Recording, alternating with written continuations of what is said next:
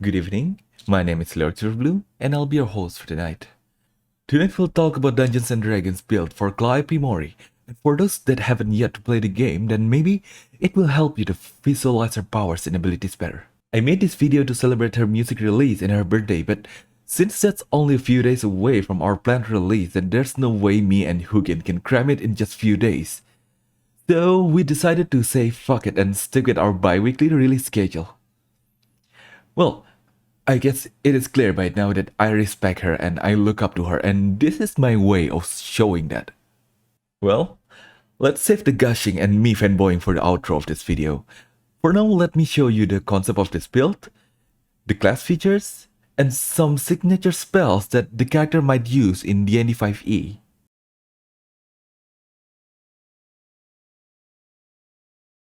I must admit, I'm a little overboard with the art here.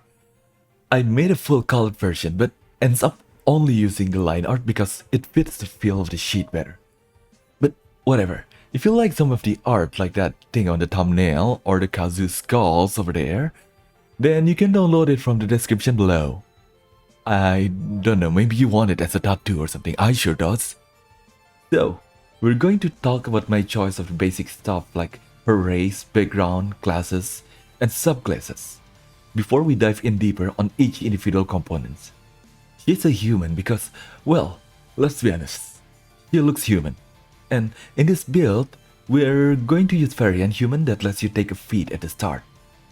For the background, I aim for more lore instead of optimization, and I must tell you, it's a hard one to pick, and I decided to go for the haunted one because, for me personally, her songs feels exactly like this background. I'll talk about it more in the background next section. Also, we'll make this build for 10th level adventure because in my experience, this is the perfect level that is used for most adventures. And after level 10, I suggest just go full on Cleric or Bard. Just pick whichever one you like. Right, let's be honest, the Reaper Rapper part is pretty straightforward. She's a rapper, which is basically a bard, and we have a perfect subclass of the bard that focuses on wordplay like this. It even got a feature called Cutting Words and spells like Vicious Mockery. Now, I only put 4 levels of bard in there because we got all the features that suits our team and also the ability score improvement since, as a human, you need all the ability scores you can get. As usual, I'll tell you the lore on its own section. Or you can click on the timestamp below and come back here if you're also curious. As for the Reaper part, of course it will be Cleric. In a way, as an apprentice of death itself, just technically currently serving a deity, right? Now, for the domain, I chose Grave instead of Death, and I'll tell you why. Death in Dungeons & Dragons is an actual element like light, heat, and sound, and not just the absence of life. To wield death is to spread this necrotic miasma, which of course isn't what our death here is all about. Grave Domain, on the other hand, is about preserving the fate and the natural order of life and death, because the act of reaping souls is an act to prune and take care the tree of life. Russia, for example, will suit the D&D Death Domain Cleric well, but for Callie, the Grave Domain is the best bet. In my opinion, it's the kind of death that she's serving, and the kind of death she will become after her ascension. This domain also prevents people dying before they fulfill their purpose in life, or to prune their life early if you see that they'll do harm to the natural order of life and death.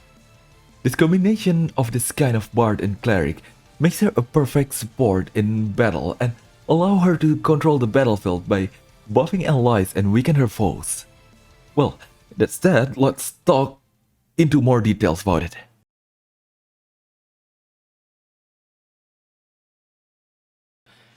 Now, since you roll for your stats, I cannot really put the build here, but if you're using point buy, then you can put everything into charisma and wisdom, and use the strength as your dump stats. As for the race, we'll be using variant human and take a feature and a proficiency. As for what feat to take, you can take anything really, but for my build I took Shadow Touch, which give you the invisibility spell and a level 1 spell of illusion or necromancy of your choice. Also, it increases your charisma by 1, which is very useful. Now, as for the proficiency, we'll round them up later instead of talking about them one by one. So yeah, we'll come back to that. Now, for the background, I shall read the lore and description to you and tell me it doesn't sound like her song. You are haunted by something so terrible that you dare not speak of it. You've tried to bury it and run away from it to no avail. Whatever this thing is that haunts you cannot be slain with a sword or banished with a spell. It might come to you as a shadow on the wall, blood-curdling nightmare, or a memory that refuses to die. The burden has taken its toll, isolating you from the most people and making you question your sanity. You must find a way to overcome it before it destroys you. Prior to becoming an adventurer, your path in life was defined by one dark moment, one fateful decision, or one tragedy. Now you feel a darkness threatening to consume you, and you fear there may no be hope. Now you feel a darkness threatening to consume you, and you fear there may be no hope of escape. You did terrible things to avenge the murder of someone you love. You became a monster, and it haunts your waking nightmare. That's good, isn't it? Well, I don't know about you, but it reminds me of the song Cursed Night, and it fits the spirit of her character concept in my opinion. It's dark and gloomy, and her trying to find a way to overcome her dark past can be her personal quest in the campaign. As for the part about avenging a murder, well, imagine you fell in love with someone, you got killed, and you're left heartbroken, not knowing that she will rise again from the ashes. But it's too late. You went on a rampage and caused a great devastation. Right, that's gloomy. Now, this background feature is Heart of Darkness. Those who look into your eyes can see that you have faced unimaginable horror, and that you are no stranger to darkness. Though they might fear you, commoners will extend you every courtesy and do their utmost to help you. Unless you have shown yourself to be a danger to them, they will even take up arms to fight alongside you, should you find yourself facing an enemy alone. Let's just be honest, this is just us that simps over her. Well, this feature basically means that you're never alone. People will always be there to help you. The question is, can you find the strength and courage to reach out to them? Now for the skill proficiency. Hold on, let me pull it up. Now, for the skill proficiency. Well, performance and persuasion should be your main expertise, followed by intimidation, insight, arcana, and religion. As a bard, you should have no problem with any skills checked at all that doesn't involve any physical activity, so you don't have to worry about it too much. Also, as a bard, you got a free proficiency with a musical instrument, which is a hard choice since she's a rapper and doesn't really use that much musical instrument, so yeah. Hey, free kazoo proficiency.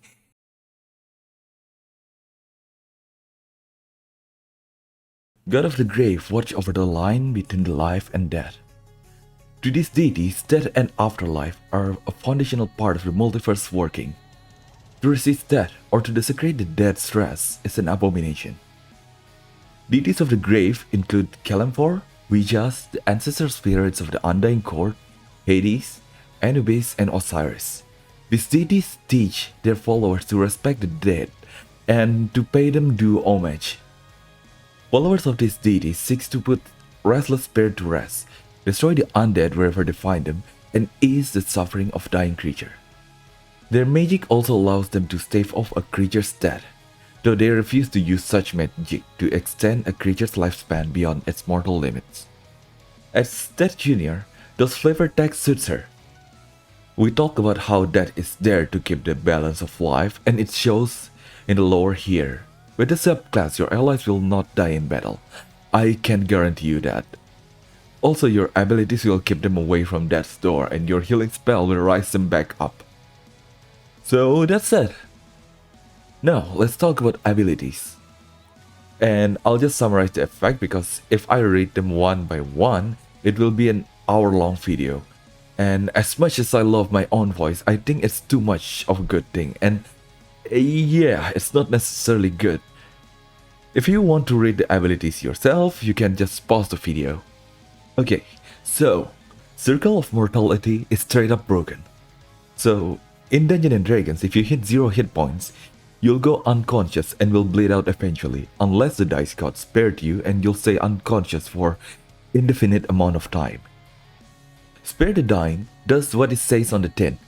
Skip the dice roll and stabilize your dying ally, skipping the whole dice rolling thing so you're just stable on the ground. Usually you have to touch them to use this cantrip, which is basically a free spell, that's what cantrip is. But with this feature, you can use them from far away, from 30 feet. So this is how you keep your teammates alive, if you want to, because let's be honest, some of them deserve to die. Now, Eyes of the Grave. Hold on, let me put it here. There you go. Now, Eyes of the Grave isn't as awesome, but still very useful. It basically lets you detect any undead within 60 feet of you. That gives her like a heads up whenever all is around, I guess. So that's very useful. Channel Divinity is a way for you to channel the divine power you're wielding. With this domain, you can choose either to make undead creatures flee from you, which again, very useful in a situation when a zombie is trying to marry you, or to expose your opponent's threat of mortality and letting you or your allies deal twice the damage on said opponent, which is this Path of the Grave here. Now, Destroy Undead. It is what it said on the tin, works on lesser undead and weaker undead. It doesn't work for zombie idols. Sentinel at Death's Door is very situational, and to be honest, I don't think it's that great. But it's another tool to keep your party alive, basically. So you're just like say, yeah, you're not gonna die today, don't worry about it. That one is not as fatal. So yeah, it can be useful but very situational in my opinion.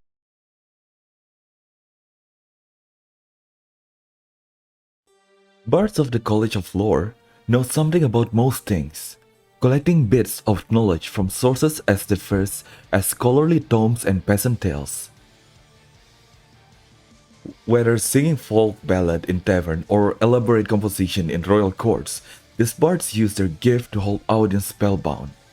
When the applause dies down, the audience member might find themselves questioning everything they held to be true, from their faith in the priesthood of the local temple to their loyalty to the king. This sounds like her, alright, but some always left us questioning stuff at the end of it. Though mostly because it's the closest thing to a rapper in D&D. Also using her bardic inspiration, which I buff because, fuck it, her words worth way more than D6. And she can buff her allies and inspire them to do their best, just like how she inspired me to do this kind of stuff. Well, that's the basic bard inspiration at least. By using this cutting word feature, she can use her words and bardic inspiration to reduce an opponent's roll.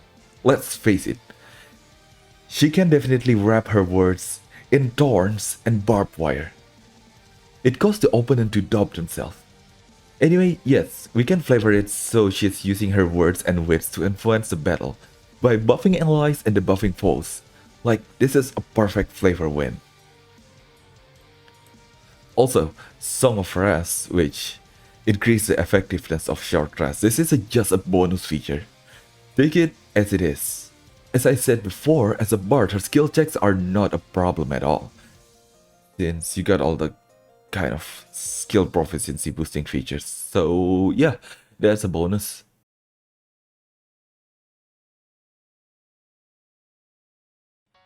Alright, I'll give you some spells that I think suits her. I'll give one for each spell, since if I talk about the whole spell list, we can be here for hours. Again, this is only my take on the character, so if you have anything else in mind, feel free to say them in the comments below, or just change it. First, as a cantrip, it's a bit obvious, isn't it? Vicious Mockery is a staple in Bard's spell list. She can cause psychic damage by making your mama jokes, and may or may not cause her opponent's attack to miss. Yes, she can pee-pee poo-poo her way into making an opponent's miss an attack. Yep, this is a no contest, you have to put this in. Actually, wait, hold on. Spare the dying too, but I talked about that cantrip before, so... yeah, let's give the spotlight to Vicious Mockery. Right. And that's the cantrip. For first level spell slot, I think Protection from Evil and Good would fit the bill. It grants a single target protection from entities like aberrations, celestials... what else? Hold on, let me check. Elementals, Fae, Fiends, and Undead. Well, most importantly undead, because I think it suits the team. The target also can be charmed, frightened, or possessed by them. This is her using her power as that to comfort an ally. Basically saying, fear not, for I shall grant you protection from unnatural beings. For second level spell slot, oh man, there's a lot of good spells in here, but let's just go along with our team. Gentle Repose is a spell that protects a dead body, preventing them from decaying and or be corrupted and be resurrected as an undead. So, to protect the dignity of the deceased may not sound like a very useful thing in Dungeons & Dragons, especially in combat, but it suits her very well, and I cannot help but to pick this one. Third level spell slots is easy. Revivify. It lets you revive a dead person that died in the last minutes. It is very costly to cast and requires a diamond as a material component. And let's be honest, she can probably pull a string or two to send the souls back to its body before Death Sensei notices. Also another reason why her allies will never die. Except Kiara. She got her own failsafe. You know what, maybe, just maybe I'll do a video about Kiara as well.